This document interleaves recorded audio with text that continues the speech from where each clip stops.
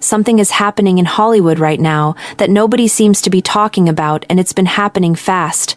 Within the span of just a few weeks, some of the most recognizable faces in film and television have quietly, and in some cases shockingly, left this world. We're not talking about one or two names. We're talking about 15. Some of these deaths were expected, others were completely out of nowhere, and a few will genuinely disturb you when you hear the full story. So, stay with us, because by the end of this video, you're going to see just how fragile fame really is. One Robert Duvall. Few actors in Hollywood history have had a career as untouchable as Robert Duvall. The man gave us Tom Hagen in The Godfather, delivered one of the most quoted lines in cinema history in Apocalypse Now, "I love the smell of napalm in the morning," and won an Academy Award for Tender Mercies in 1983. He played Boo Radley in To Kill a Mockingbird without saying a single word on screen and still managed to steal the scene. 7 decades in the business. Roles that defined entire generations of moviegoers. And on February 15th, at the age of 95, Robert Duvall passed away peacefully on his ranch in Virginia. His wife Luciana wrote on Facebook, "Yesterday we said goodbye to my beloved husband, cherished friend, and one of the greatest actors of our time. No dramatic last scene, no final interview. Just a quiet farewell from a man who had already given everything he had to." The screen. His family gave no cause of death, and somehow that silence felt fitting for a man who spent his life letting his work speak for him. But as legendary as Duvall's story was, the next actor on this list didn't get nearly that much time, and his diagnosis blindsided everyone who knew him. To Eric Dane. If you watched Grey's Anatomy, you knew Eric Dane as Dr. Mark Sloan McSteamy, one of the most beloved characters on the entire show. If you watched Euphoria, you saw a completely different side of him, a controlling, complex father navigating secrets and shame. He was the kind of actor who could do both, and do both brilliantly. Then in April 2025, Dane announced something nobody expected. He had been diagnosed with ALS Lou Gehrig's disease. The diagnosis came less than a year before his death. On February 19, 2026, Eric Dane passed away at just 53 years old. His family released a statement saying, "He spent his final days surrounded by dear friends, his devoted wife, and his 2 beautiful daughters, Billy and Georgia, who were the center of his world." 53 years old. A diagnosis that took less than 10 months to reach its end. For a man who had spent years portraying strength and control on screen, the cruelty of ALS, which systematically dismantles the body while leaving the mind intact, was devastating to witness. The entertainment world went quiet when the news broke, and it wasn't the last time it would go quiet that week. 3 James Van. Dare Beek. He was Dawson Leary. That face, the crying meme, the teen drama icon, the kid who made an entire generation feel seen, was James Van Der Beek. Dawson's Creek ran from 1998 to 2002 and turned him into a household name almost overnight. After the show, he kept working steadily, playing a fictional version of himself on Don't Trust the Bee in Apartment 23, and even competing on Dancing with the Stars in 2019. By all appearances, he was thriving. Then in 2023, he was diagnosed with stage 3 colorectal cancer. He kept it private for over a year. When he finally went public with the diagnosis in late 2024, fans rallied around him with an outpouring of support. He told outlets at the time that the symptoms had been so subtle, he had almost missed them entirely, even while doing sauna sessions, cold plunges, Pilates, and weightlifting. "I was doing everything," he said, and still, it wasn't enough. On February 11, 2026, James Van Der Beek died at the age of 48. His wife, Kimberly, announced the news on Instagram. 48 years old, a father, a husband, a face that millions of people grew up watching. Gone. And he wasn't the only one lost that same day. For Catherine O'Hara. Catherine O'Hara was one of those rare talents who could make you laugh without trying and break your heart without warning. She was the scatterbrained mom in Home Alone, the eccentric Moyer Rose in Schitt's Creek, a role that earned her an Emmy Award in 2020, and a beloved fixture in almost every Christopher Guest film ever made. Alongside her longtime collaborator Eugene Levy, she built a legacy that spanned 5 decades in comedy. On January 30th, 2026, she died at her home in the Brentwood area of Los Angeles, following what her agency described as a brief illness. She was 71.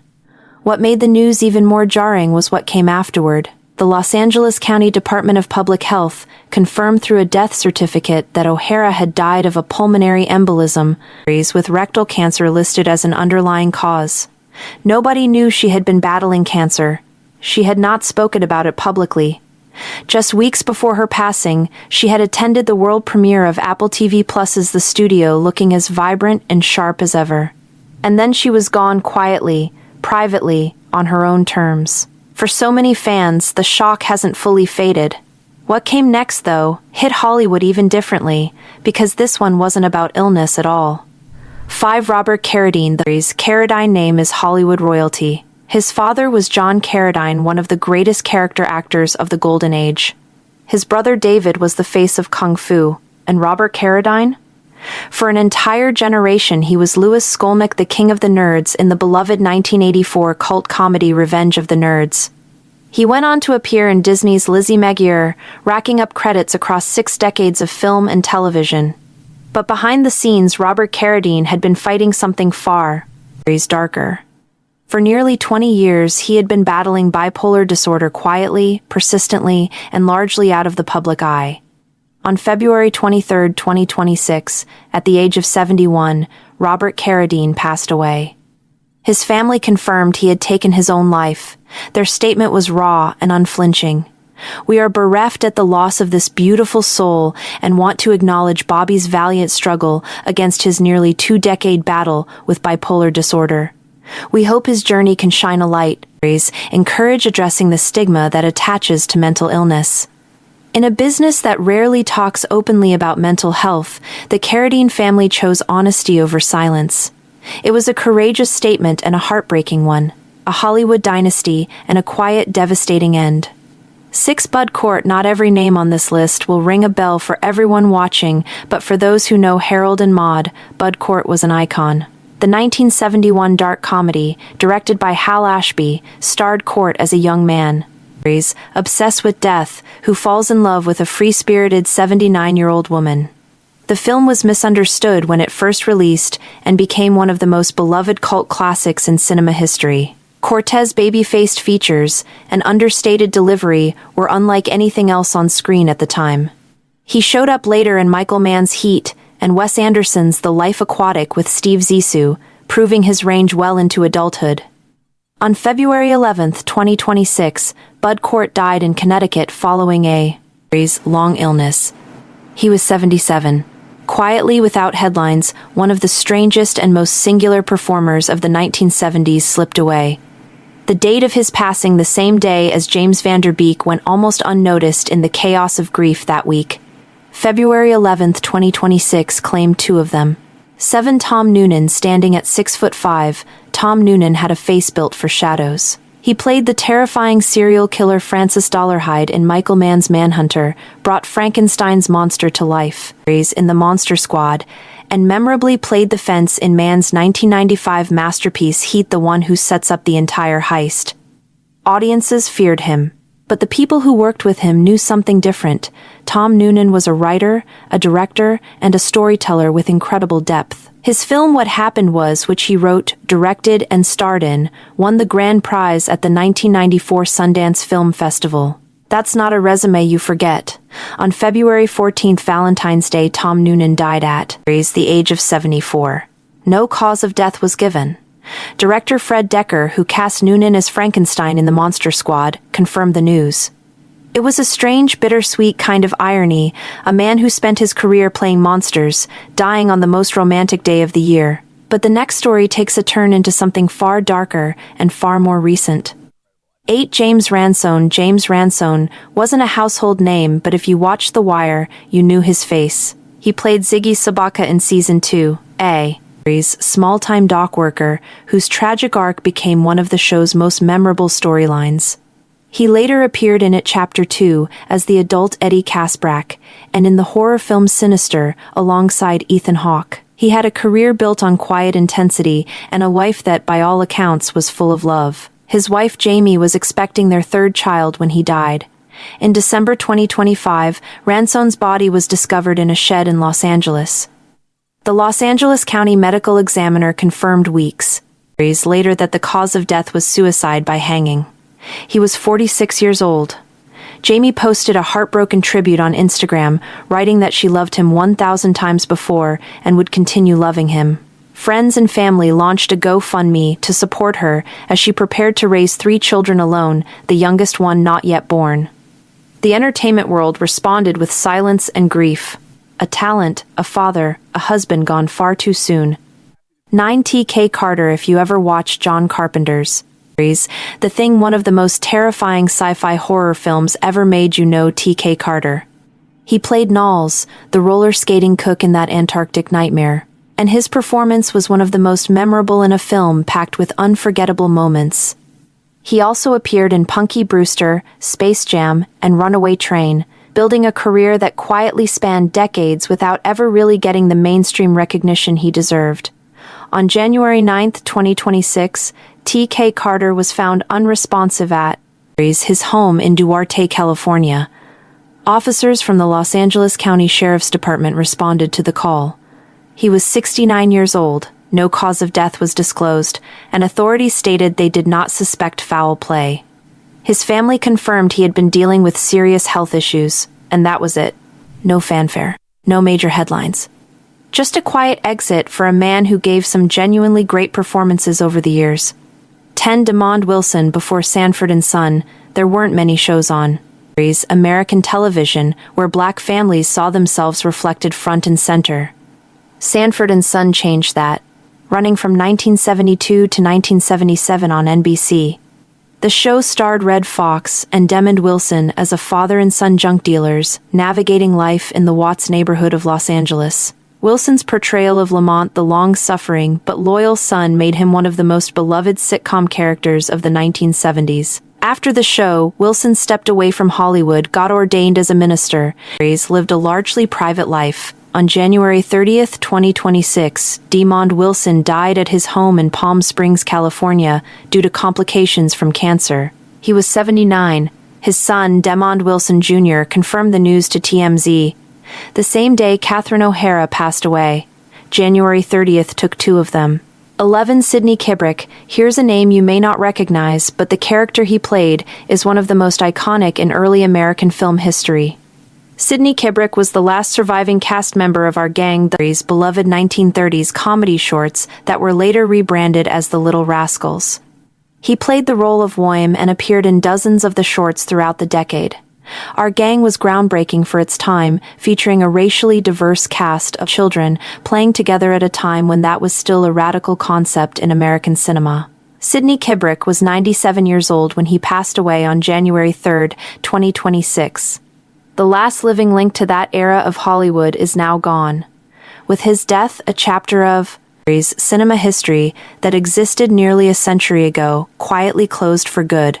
12. Brad Arnold. When Kryptonite exploded onto rock radio in the year 2000, it turned 3 doors down from a Mississippi bar band into one of the biggest rock acts in the world. Brad Arnold wrote that song when he was just 15 years old. The track peaked at number 3 on the Billboard Hot 100, and what followed was a string of anthems that defined early 2000s rock. Loser, Here Without You, When I'm Gone.